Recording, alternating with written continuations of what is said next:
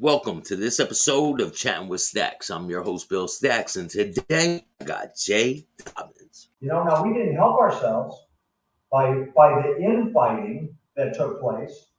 But in the end, like fair is fair, and the system worked as it's designed to.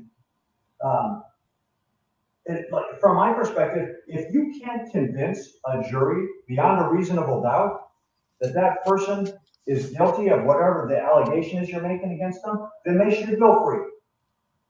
Yeah, exactly. The system works.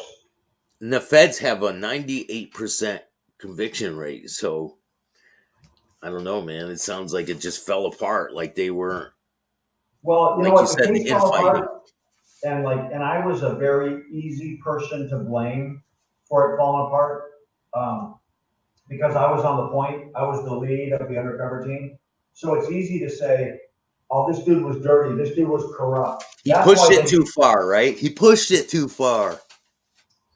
Were there days where I went too far? Man, over the course of 2 years, man, there's things that I said that I shouldn't have said. There's things that I did that I shouldn't have done. None of those things ultimately would have impacted a successful or unsuccessful prosecution. They were just elements that needed to come out.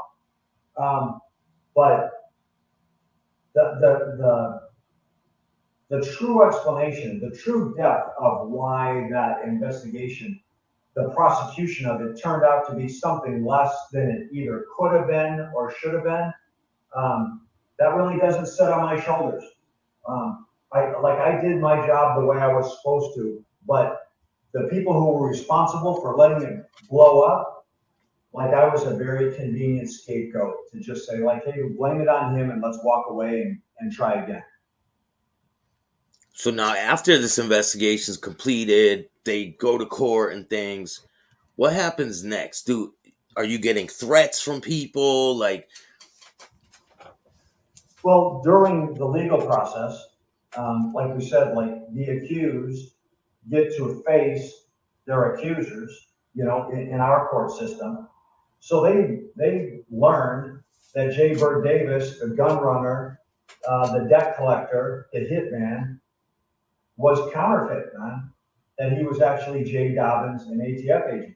Well, a tiger doesn't change his stripes. It's not all of a sudden like these guys are gonna like all of a sudden become meek and mild. Like so the death threats started coming, right? They were betrayed.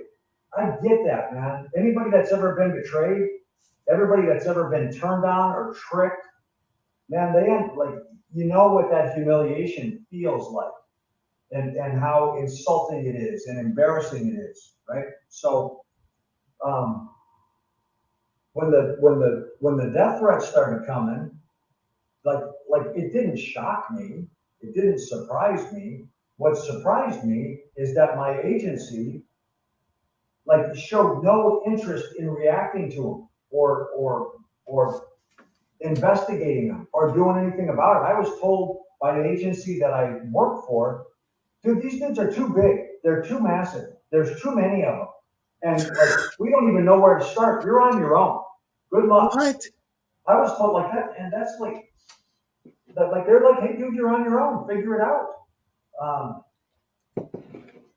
so That's crazy. so That's insane. earlier in our conversation, you'd asked me like, Yeah, after when the threats are happening and the case is so I had like fell apart.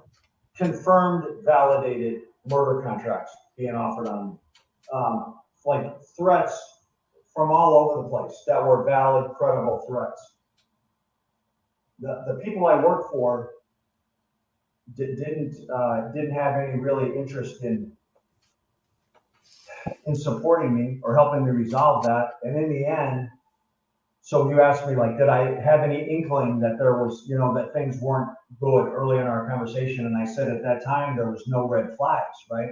Yeah. Well, the red flags started showing up, and that like the best way for me to sum it up is that I love ATF. I did everything I could for ATF. I love ATF. ATF just didn't love me back. So there was a firebombing incident, right? That happened after. And do you think that Well, was connected to this case? every indication, every bit of intelligence, every bit of knowledge that we had led any reasonable investigator to believe that the Hells Angels either did it or had a hand in it, had a hand in ordering it.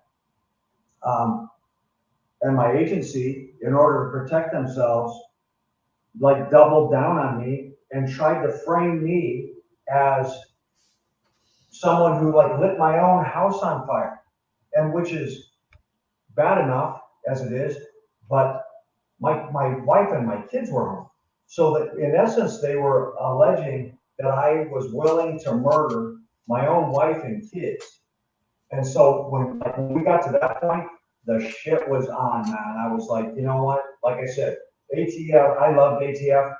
ATF just didn't love me back. And I was like, okay, like, you know what? If this is the way we're going to play it, then let's go. Isn't it kind of like ironic how these guys feel betrayed by you, and then you go and you feeling betrayed by your people that you're working for? You It's know like what? poetic When justice, they call it. it is. And in hindsight, it took me a while to settle my brain and to think about it that way. But so I spent my professional life living a lie, selling people that I was someone who I wasn't, living a false persona as an undercover agent. And I built friendships and I built trust and loyalty. And then I would ultimately betray that in a courtroom, right? My family supported me. And there was times when I turned my back on my wife and my kids in exchange for my job and what I was doing. I betrayed my family. So then these threats come back on me, and I'm not happy with the way my agency reacts to them. And I felt betrayed by that. And when I looked at it that way, I was like, dude, you have it coming. This is karma, dude. You created this world. You spent your whole life betraying people. And then when you've been betrayed, now you don't like it.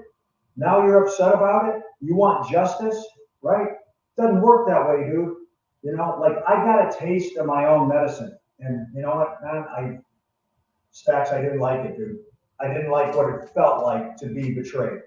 Yeah, it sucks, man. I hate getting betrayed. That's why I'm really cautious with people, and I'm very leery about people. Well, there's people that, you know, I was responsible for their, at least for their arrest, sometimes their conviction or incarceration, who looked at it the same way I did. Like, how you like it, dude? How do you like it when you trust someone, when you believe in someone, when you let your guard down, um, and then they turn on you and make you pay for your loyalty? How's that feel? And you know what? It sucks. Yeah. Can you explain the fire incident? Like how it happened? Like what transpired that day? Yeah, like I was out of town, and 3 o'clock in the morning, my house got lit on fire. But like the one thing they did confirm is that it wasn't an accident. It wasn't like an electrical short or a lightning strike. They confirmed like someone or multiple people came onto your property at 3 o'clock in the morning and intentionally set your house on fire. So you Um, get a phone call and they say what, your house is burnt? yeah, and my family like barely escaped. Like the house, like they didn't realize that the house was on fire when it was on fire. It was 3 o'clock in the morning. Everybody was asleep. My Wow. son, who was plus or minus 10 years old at the time, actually got woken up by the fire because the window in his bedroom exploded from the heat. Wow, And man. he was like, man, the house is on fire. And he went and grabbed, my wife and woke my wife up and got my daughter, and they got out of the house. They had some smoke inhalation problems, but like they watched our house burn to the ground.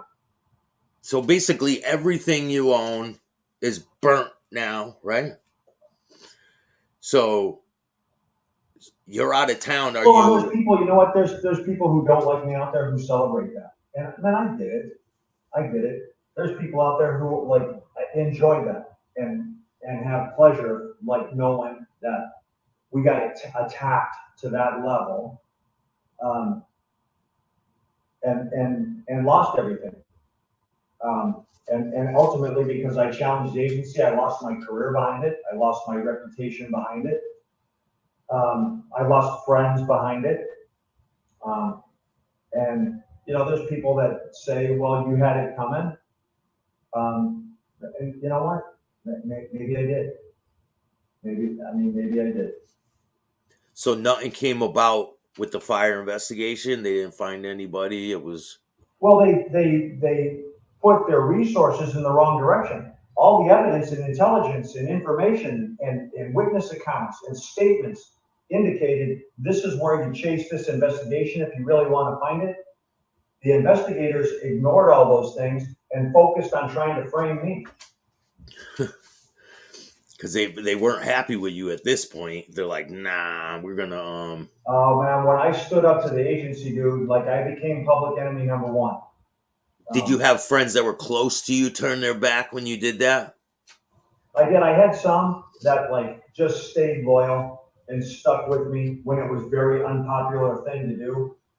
But I also had a handful of people that I believed in, that I trusted, who like either kept their mouth shut, stepped back, just wanted no part of the truth. And so, but that's part of life, man.